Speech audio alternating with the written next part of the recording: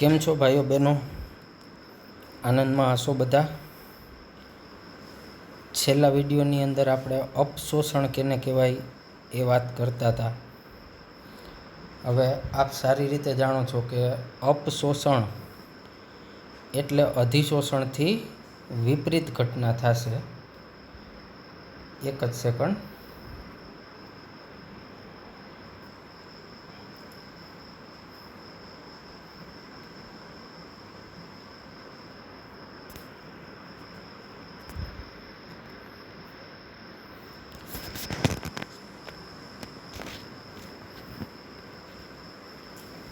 હા, વિપરીત ઘટના.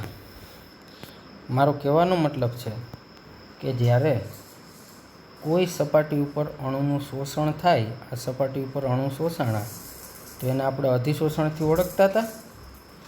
હવે જો આ જ અણુ આ સપાટી ઉપરથી દૂર થઈ જાય ફરી પાછા, તો એ ઘટનાને શું કહેવાય? તો કે એ ઘટનાને કહેવાય અપશોષણ.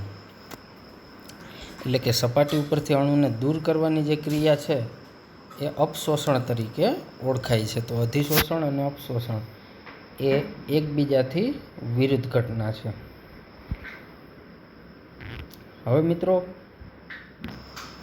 અહીંયા એક તફાવત આવ્યો છે, નવો ટોપિક, અધિશોષણ અને અવશોષણ વચ્ચે તફાવત. હવે આ શબ્દ જે છે ને આપણા માટે નવો છે, અવશોષણ. પણ એ કંઈ એવી કંઈ ગભરાવાની વાત નથી, ખાલી શબ્દ નવો છે. અવશોષણની કેટલી ઘટનાઓ આપણે ભણી ગયા છીએ, મતલબ કે આપણા રોજબરોજના જીવનમાં આવી ગઈ છે. જેમ કે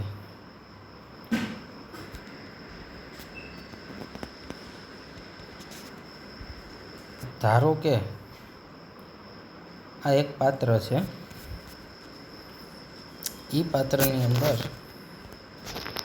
પાણી ભર્યું.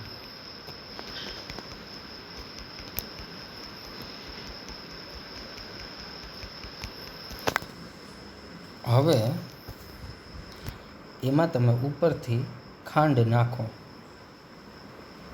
તો મારો પહેલો પ્રશ્ન એ છે કે શું એ ખાંડ છે એ સપાટી ઉપર જ આકર્ષાઈને જળવાઈ રહેશે? મતલબ ખાંડ જે છે એ સપાટી ઉપર જ શોષાશે?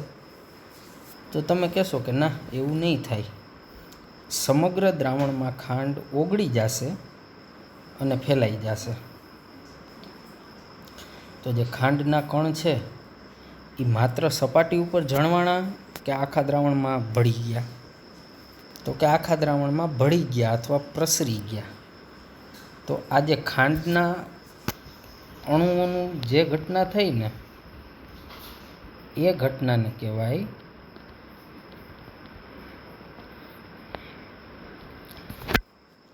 અવશોષણ. શું કહેવાય? અવશોષણ. તો આ જે છે એ અવશોષણની ઘટના. તો તમે સારી રીતે સમજો, અવશોષણમાં અણુ માત્ર સપાટી ઉપર રહેતા નથી, પરંતુ એ આખા દ્રાવણમાં પ્રસરેલા હોય અથવા પ્રસરી જાય, એને કહેવાય અવશોષણ. હવે અહીંયા આપણને શું કહે છે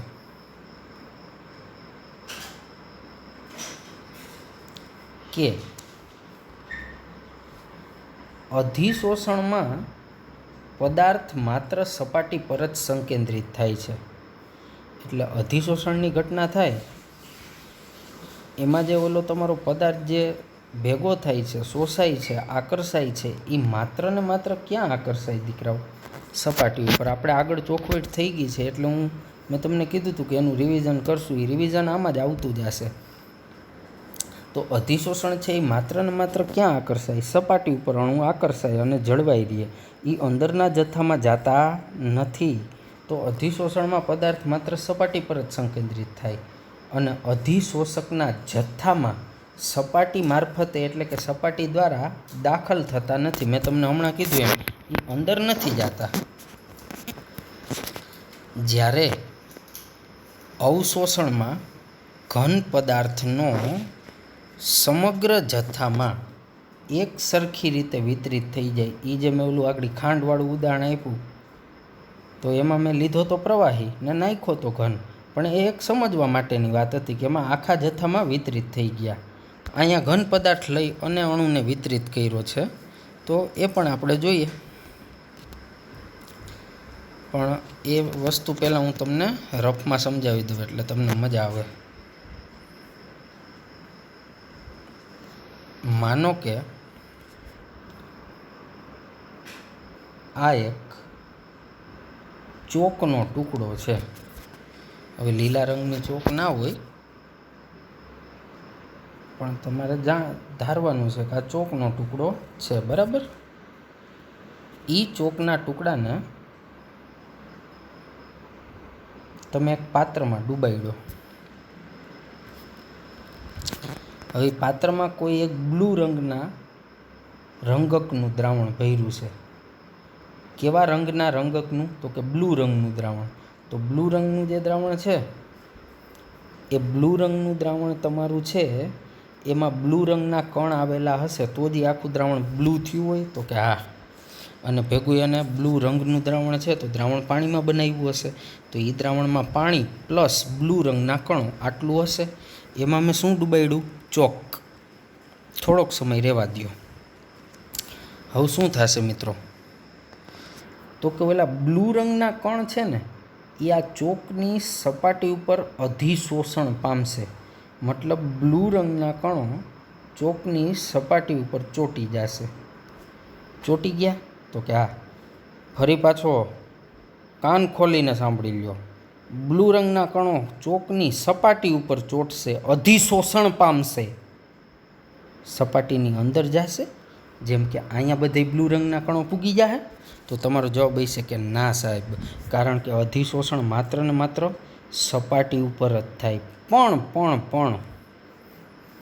પાણીનો કોઈ રંગ બતાવ્યો નથી મેં આમાં, પણ હું તમને કહું, ધારો કે આ પર્પલ કલર કે રીંગણી કલરના જે પાણીના અણુ છે, એ તો ચોકને આખી ભીની કરી દે ને. મતલબ ચોકના અંદરના જથ્થામાંય પાણીના અણુ જઈ શકશે, કારણ કે પાણીના અણુ જે છે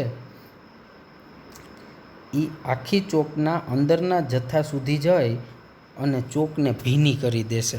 પણ ઓલા બ્લુ રંગના કણો છે, એ બ્લુ રંગના કણો, તો કે સાહેબ એ અંદર નહીં જઈ શકે, એ તો સપાટી ઉપર જ રહેશે,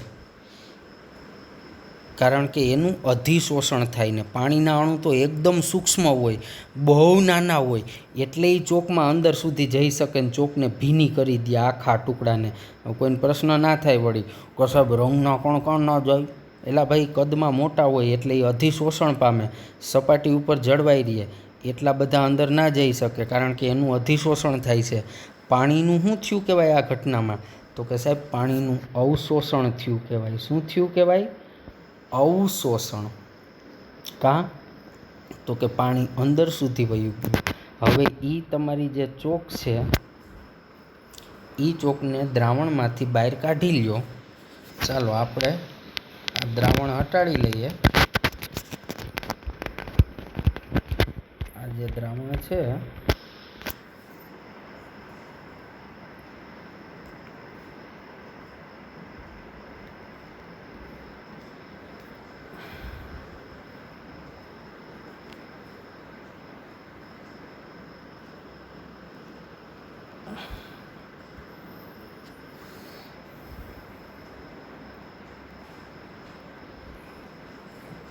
હટાડી લીધું. મતલબ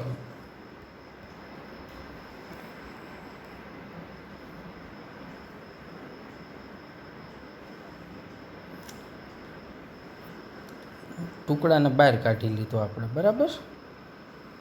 આ ભલે થોડું ઘણું વિખાઈ જાય, એને આપણે પાછું કરી દઈશું.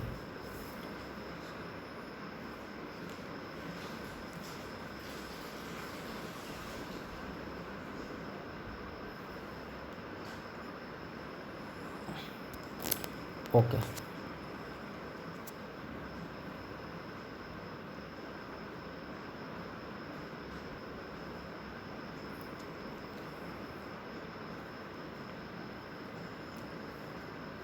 હવે મિત્રો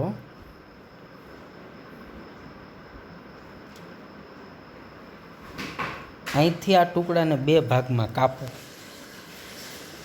તો શું થશે? હાલો, કાપ્યો નહીં, પણ એક પ્રશ્ન કાપ્યા પહેલાં પૂછી લઉં, શું એ તમારી સફેદ ચોક હતી? જો કે મેં તો અહીંયા લીલા કલરથી બતાવી, પણ વાસ્તવમાં એ સફેદ હોય ચોક, બરાબર. જો કે લીલા કલર નહીં આવે, પણ માનો કે આપણે અહીંયા સફેદ ચોક રાખી હતી.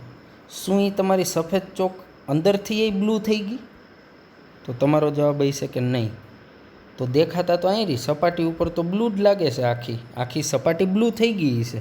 તો કે હા સાહેબ, કારણ કે બ્લુ રંગના કણો સપાટી ઉપર અધિશોષણ પામ્યા હશે. પણ એ ચોકને હવે અહીંથી બે ટુકડા કરો વચ્ચેથી, તો જે અંદરની સપાટી ટુકડા કરશો એટલે જે તૂટીને બહાર આવશે અંદરની સપાટી, હું એ સપાટી બ્લુ હશે? તો કે નહીં હોય સાહેબ, એ તો સફેદ જ હશે, કારણ કે અધિશોષણ તો સપાટી ઉપર જ થયું છે, અંદરના જથ્થામાં ક્યાં થયું? ઓકે. તો બીજો પ્રશ્ન, અંદરની સપાટી ભીની હશે? તો કે હા સાહેબ, ભીની હશે. કાં?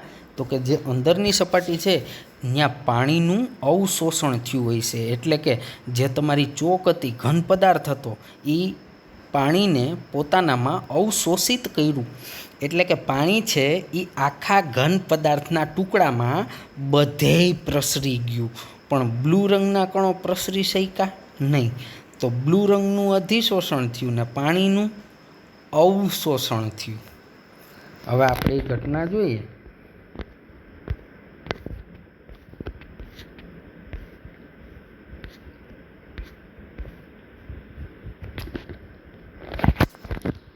ઉદાહરણ તરીકે, જ્યારે ચાકના ટુકડાને, ચાક એટલે એ ચોક જ સમજવાનું, ચોકના ટુકડાને શાહીમાં ડૂબાડવામાં આવે તો તેની સપાટી શાહીનો રંગ જાળવી રાખે છે. એટલે ચોકની સપાટી ઉપર શાહીનો રંગ ચોંટી જાય, જાળવી રાખે. એટલે જે રંગીન પદાર્થના અધિશોષણના કારણે છે, જે મેં તમને સમજાવ્યું કે ઓલા બ્લુ રંગના કણોનું અધિશોષણ થાય એના કારણે ચોક જે છે એ શાહીના રંગને જાળવી રાખે, પણ ક્યાં? માત્ર સપાટી ઉપર, બરાબર. જ્યારે દ્રાવક કોણ હતો? એ શાહીના દ્રાવણમાં દ્રાવક કોણ હતો? મેં આગળ કીધું ને, પાણી. હા, એ ચાકના ટુકડાની અંદર ઊંડે સુધી અવશોષણને લીધે પ્રસરી જાય. એટલે કોણ પ્રસરી જાય? પાણી.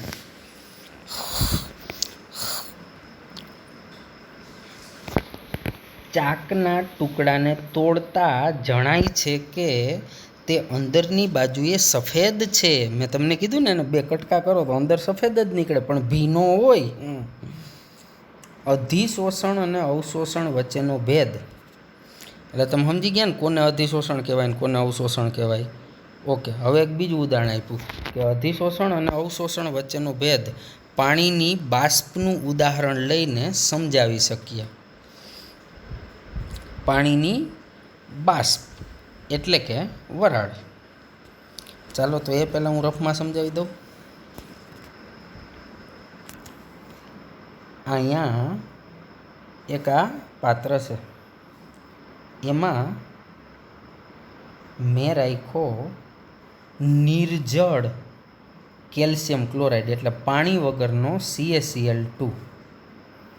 હવે નિર્જળ કેલ્શિયમ ક્લોરાઇડ છે ને, એ પાણી પ્રત્યે આકર્ષણ હોય, મતલબ ભેજને એને શોષી લે. હવે એક બીજું પાત્ર રાખું.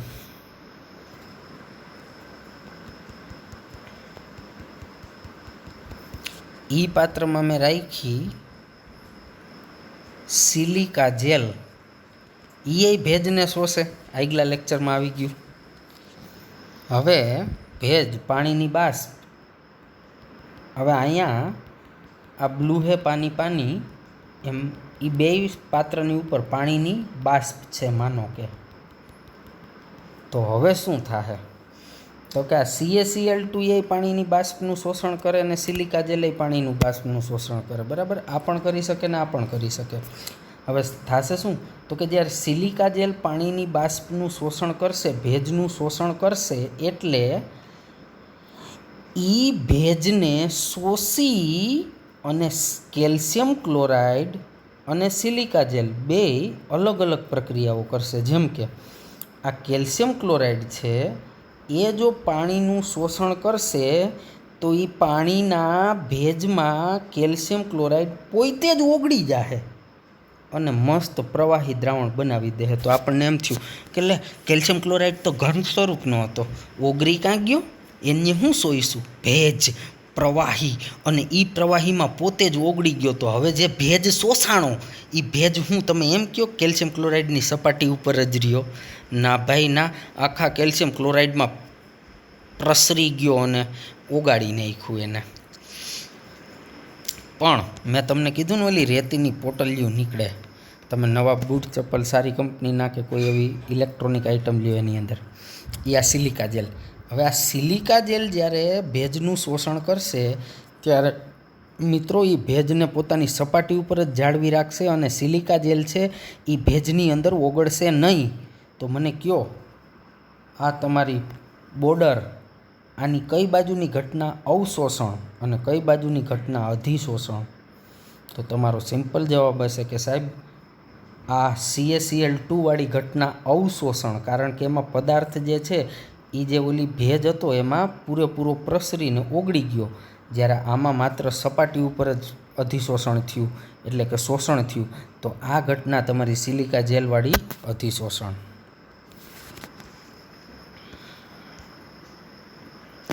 શું કહે છે? તો કે પાણીની બાષ્પ નિર્જળીય કેલ્શિયમ ક્લોરાઇડ વડે અવશોષિત થાય છે. મેં તમને કીધું ને અવશોષણ, પરંતુ સિલિકા જેલ પર અધિશોષણ થાય છે. બીજા શબ્દોમાં કહીએ તો અધિશોષણમાં અધિશોષિતની સાંદ્રતા, હવે મારે સમજાવવાની જરૂર નથી અધિશોષિત કેને કહેવાય, તો કે જે શોષાતો હોય એને. અધિશોષિતની સાંદ્રતા માત્ર અધિશોષકની સપાટી પર વધે છે. કેમાં? અધિશોષણમાં. એમાં અંદર તો જતું નથી. જ્યારે અવશોષણમાં તમારો જે ઘન પદાર્થ કે પ્રવાહી જે કાંઈ હોય એ સમગ્ર જથ્થામાં સાંદ્રતા એક સરખી હોય છે, એટલે બધેય પ્રસરી જાય. ટૂંકમાં ખાંડ નાખો પાણીમાં તો કેમ આખા દ્રાવણને મીઠું બનાવી દે, એવું જ ના હોય કે સપાટી જ મીઠી બને.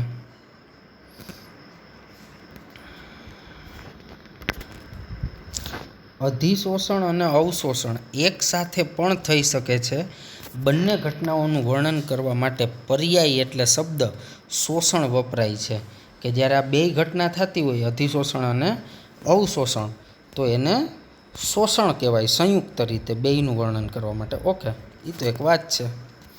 હવે અધિશોષણની ક્રિયાવિધિ, સરસ મજાનો પ્રશ્ન છે મિત્રો. ચાલો થોડીક વાતો કરીએ.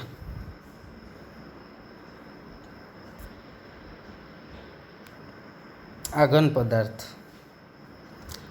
હવે એ ઘન પદાર્થની સપાટી ઉપરના અણુ હોય છે, આ જે સપાટી ઉપરવાળા, અને અંદરના અણુ હોય છે, એ બધા એક જ હરખા હોય? તો કે આ સાહેબ અણુનો પ્રકાર હરખો જ હોય. લોખંડ હોય તો બધા લોખંડના જ હોય, પણ સપાટી ઉપરના અણુ ને અંદરના અણુનું વાતાવરણ એક હરખું હોય છે?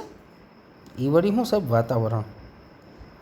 તો અહીંયા તમારે એનો મતલબ એમ સમજવાનો છે કે સપાટી ઉપરના અણુ ને અંદરના અણુ ઉપર લાગતા બળો હરખા હોય છે? તો કે નહીં હોય. કાં? તો કે સપાટી ઉપરના અણુઓને નીચે તરફ બળ લાગતું હોય છે, એટલે એનું કાંઈક ખેંચાણ બળ નીચેની તરફ હશે. જ્યારે અંદરની સપાટી, અંદરના જથ્થાનો કોઈ અણુ છે ને એનું પરિણામી બળ છે ને એ શૂન્ય થઈ જાય, પણ સપાટી ઉપરના અણુઓનું પરિણામી બળ શૂન્ય થાય નહીં. ત્યાં કાંઈક બળ વધશે, જે કઈ તરફ લાગશે?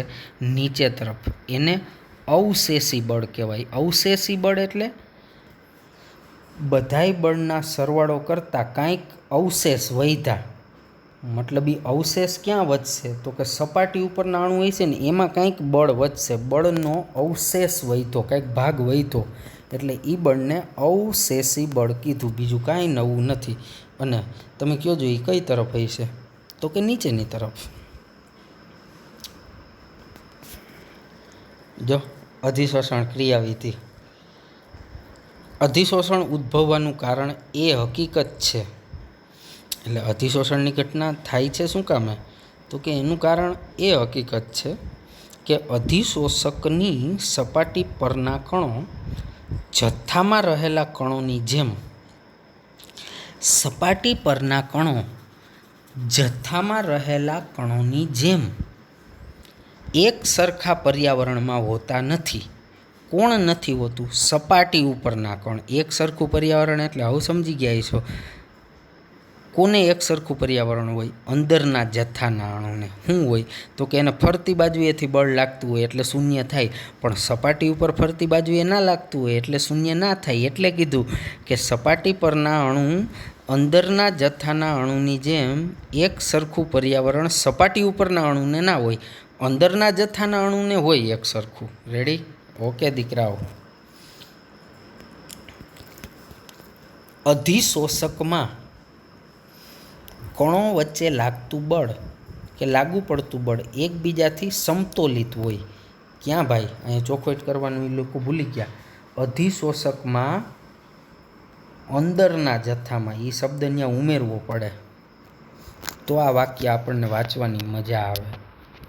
અંદરના જથ્થામાં કણો વચ્ચે લાગતું બળ એકબીજાથી સમતોલિત હોય. હા, એ સાચું. અંદરના જથ્થામાં હોય એટલે શૂન્ય થાય, પણ સપાટી પરના કણો બધી બાજુએથી તેમના પ્રકારના એટલે એના જેવા અણુઓ કે પરમાણુઓ વડે ઘેરાયેલા હોતા નથી. બિલકુલ સાચી વાત. તે અસમતોલિત અથવા મેં કીધું ને અવશેષી, એટલે એમાં જે બળ લાગતું હોય ને સપાટી ઉપર એનો કાંઈક અવશેષ વધતો હોય એટલે અવશેષી. ને અસમતોલિત એ કહી શકો ને ભાઈ? તો કે હા સાહેબ. કાં? તો કે જો બધી બાજુએથી લાગતું હોય તો સંતુલન થઈ જાય. આગળ અહીં શબ્દો ના વાપરો અહીંયા. ને મેં ત્યાં કીધું કે ભાઈ અહીંયા અંદરના જથ્થામાં અહીંયા એક ઉમેરવું પડે તો સમતોલિત હોય એકબીજાથી. સમતોલિત એટલે તો કે બધી બાજુ એટલે લાગે એટલે 0, પણ સપાટી ઉપર બધી બાજુએથી પરમાણુ કે અણુ વડે ઘેરાયેલા ના હોય તો ત્યાં અસમતોલિત અથવા અવશેષી આકર્ષણ બળ ધરાવે. બરાબર છે. સપાટી ઉપર જે અણુ હોય એને લાગતું બળ અસમતોલિત હોય, ત્યાં સંતુલન ના હોય. અધિશોષકના આ બળો એટલે જે અધિશોષકની સપાટી ઉપર લાગે છે એ બળની વાત કરે છે. સપાટી પર અધિશોષિતના અણુઓને આકર્ષવા માટે જવાબદાર હોય છે. બરાબર છે. અધિશોષકના આ બળો સપાટી પર અધિશોષિતના અણુઓને આકર્ષવા માટે જવાબદાર હોય છે. એટલે જે ઓલા અસમતોલિત બળો લાગે છે ને એ ઓલા અધિશોષિત અણુઓને આકર્ષે એના માટે જવાબદાર હોય છે. આપેલ તાપમાને અને દબાણે, જે તે તાપમાને જે તે દબાણે અધિશોષકના એકમ દળની સપાટીના ક્ષેત્રફળના વધારા સાથે અધિશોષણ વધે. મેં તમને ગયા વખતે સમજાવી દીધું કે ટુકડો હારો કે એનો નેનો ભૂકો હારો? તો કે ભૂકો. કાં? તો કે દળ તો બેયનું સરખું જ થાય ને. તમે ટુકડો લ્યો કે એનો જ ભૂકો કરો તો એકમ દળ, અધિશોષકનું એકમ દળ એટલે કોઈ એક ચોક્કસ દળની સપાટીના ક્ષેત્રફળના વધારા સાથે અધિશોષણ વધે. એ ટુકડો તમે વાપરી નાખો અધિશોષણમાં ને એને બદલે એનો જ ભૂકો વાપરો તો કે ટુકડા કરતાં ભૂકામાં ક્ષેત્રફળ વધે તો અધિશોષણ વધે. રેડી?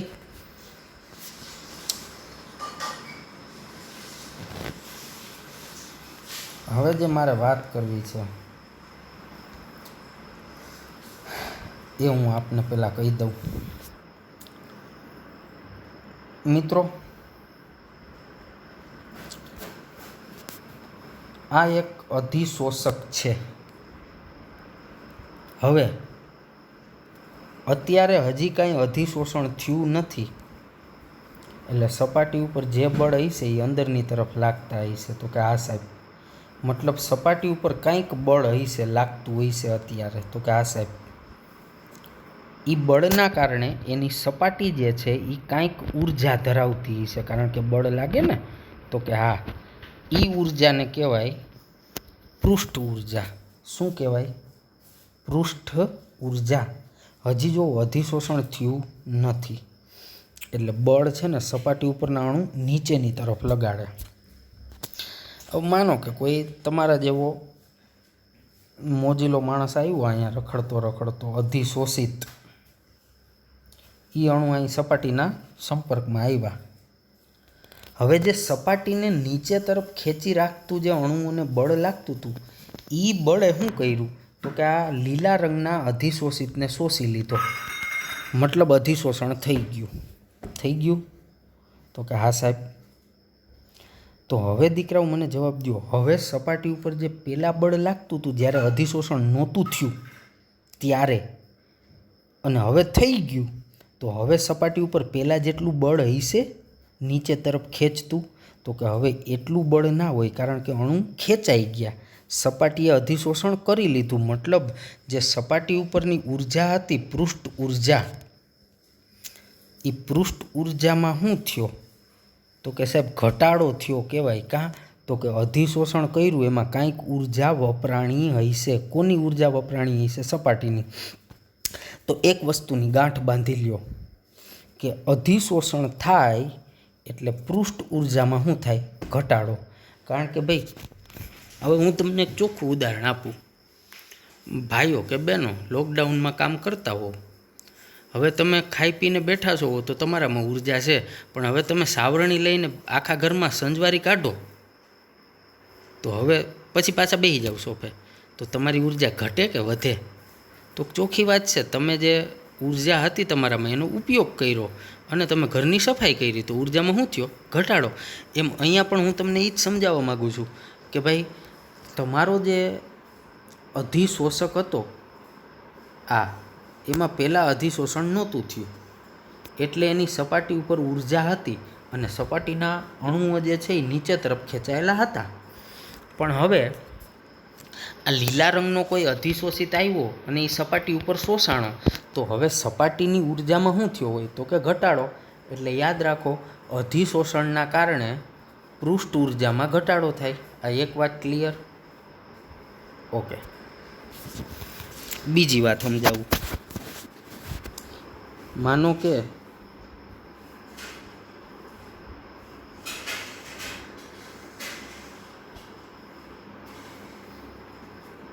આ તમારો અધિશોષક છે, બરાબર? હવે કોઈ અધિશોષિત અહીંયા આવ્યો, હજી શોષાણો નથી, આવ્યો ત્યારે તો આમ બધે રખડતો હોય છે ને અસ્તવ્યસ્ત, તો કે હા. હવે અધિશોષણ થયું તો એ માત્ર ને માત્ર સપાટી ઉપર ભેગો થઈ ગયો. તો હવે આ બે ચિત્ર જોવો. જો પહેલાં એ અહીંયા એટલા વિસ્તારમાં ફેલાયેલો હતો અને હવે તો કે માત્ર સપાટી ઉપર આવી ગયો. તો પહેલાં હતો એના કરતાં એની વ્યવસ્થામાં શું થયો? તો કે વધારો. તો બીજા શબ્દોમાં કહું, અવ્યવસ્થામાં શું થયો? તો કે ઘટાડો.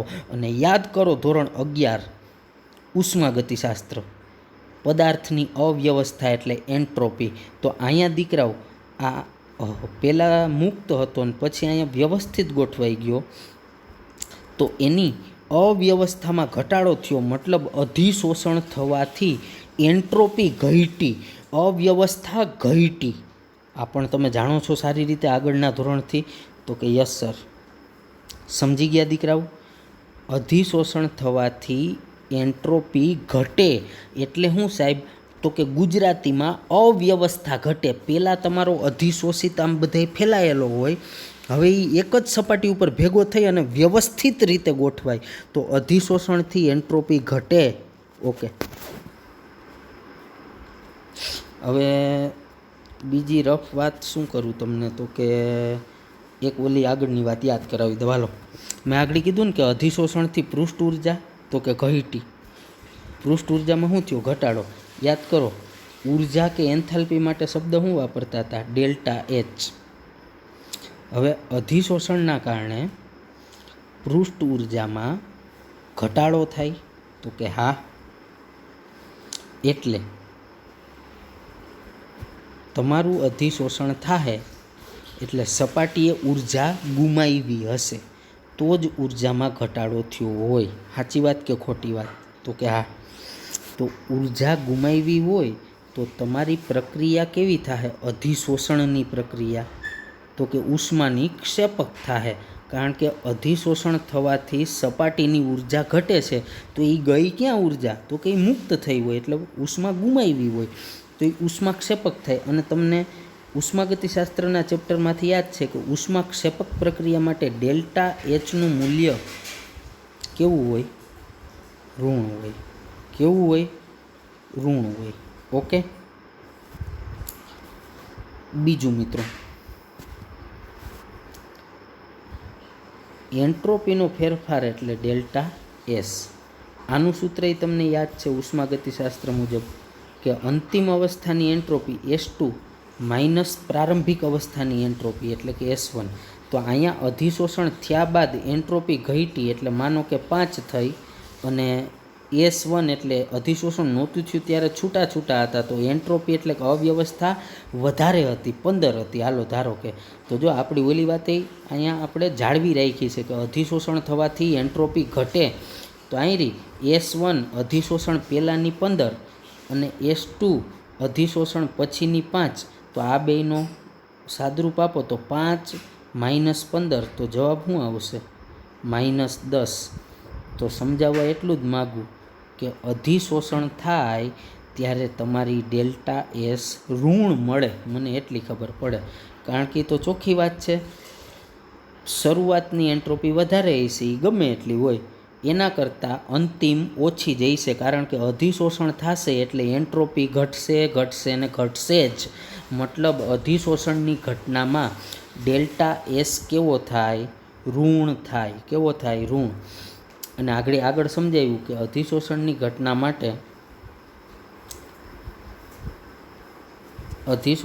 ઘટના માટે ડેલ્ટા એચ પણ કેવો થશે? તો કે એ ઋણ જ થશે. કાં સાહેબ? તો કે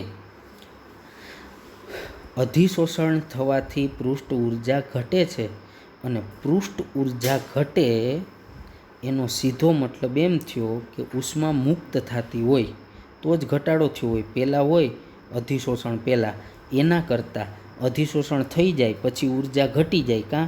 તો કે એટલી ઊર્જા મુક્ત થઈ ગઈ હોય. એટલે અધિશોષણની ઘટના માટે ડેલ્ટા એચ કેવું થાય? ઋણ થાય. રેડી? અને ડેલ્ટા એસ એન્ટ્રોપીનો ફેરફાર કેવો થાય? ઋણ થાય. ઓકે, ચાલો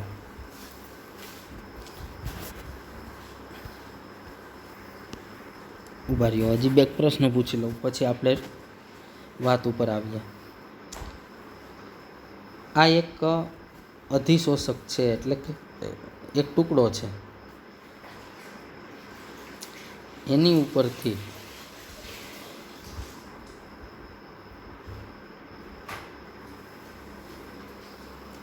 આ અધિશોષકના અણુઓ પસાર થાય છે.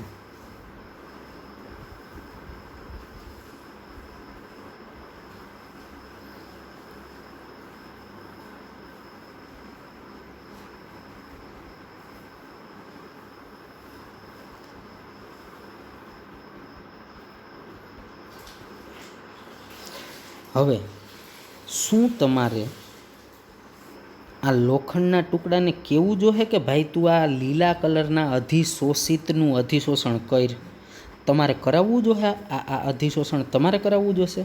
તો તમારો જવાબ હશે નહીં સાહેબ, એની સપાટી ઉપર જે બળ લાગતા હશે એ બળના કારણે અધિશોષણ એની મેળે જ કરી લેશે, ખાલી અણુ નજીક આવવા જોઈએ એટલે અધિશોષણ થઈ જશે. તો આના ઉપરથી તમે એક વાત તો માનો ને કે અધિશોષણની ઘટના છે એ આપમેળે થાય, તમારે કરાવવી પડતી નથી.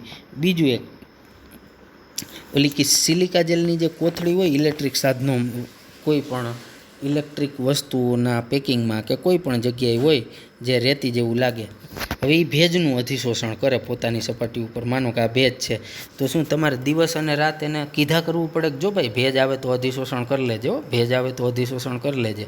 નહીં, નથી કહેવું પડતું. જ્યારે એના સંપર્કમાં ભેજ આવે છે ત્યારે એ આપમેળે જ ભેજનું શું કરી લે છે? અધિશોષણ. મતલબ કે તમારી અધિશોષણની ઘટના છે એ કેવી રીતે થાય છે? તો કે આપમેળે થાય છે. કેવી રીતે થાય? આપમેળે. હવે તમને મિત્રો એક વાત બહુ સારી રીતે ખબર છે, તો કે શું? જે આપની સામે સ્ક્રીનમાં દેખાય છે, તો કે કોઈ પણ પ્રક્રિયાની ડેલ્ટા જી જ્યારે ઋણ હોય, ડેલ્ટા જી એટલે શું? તો આ મિત્રો ઉષ્માગતિશાસ્ત્રમાં આવી ગયેલી એક સંજ્ઞા છે જેને મુક્ત ઉર્જા અથવા ગિબ્સની મુક્ત ઉર્જા કહેવાય. મિત્રો આજનો લેક્ચર છે એ પણ એક કન્સેપ્ટવાળો લેક્ચર છે કે જેમાં 11મું ધોરણ પણ આપણે ઘણું ખરું યાદ કરવું પડે એવું છે મિત્રો, એટલે શાંતિપૂર્વક આને જોજો. કારણ કે આજનો જે આપણો ટેક્સ્ટબુકનો પોઈન્ટ છે એમાં આપણે અડધો જ ફકરો ચલાવી શકશું, બાકીનું મારે આવતા લેક્ચરમાં તમને ટેક્સ્ટબુકમાંથી જે છે એ કહેવાનું રહેશે. અત્યારે હું માત્ર એના કન્સેપ્ટ આપને ક્લિયર કરાવું છું. હવે કોઈ પણ પ્રક્રિયા છે દીકરાઓ, એનો ડેલ્ટા જી એટલે ગિબ્સની ઉર્જા અથવા મુક્ત ઉર્જા ઋણ હોય ને તો જ એ પ્રક્રિયા કેવી રીતે થાય? આપમેળે. જો ડેલ્ટા જી ધન હોય તો તમારી પ્રક્રિયા આપમેળે ના થાય, અને જો ડેલ્ટા જી શૂન્ય હોય તો પ્રક્રિયા શેમાં હોય? સંતુલનમાં. આ ઉષ્માગતિશાસ્ત્રનો નિયમ છે. હવે આ સૂત્ર પણ આપ સારી રીતે જાણતા હશો કે ડેલ્ટા જી બરાબર delta H minus T delta S.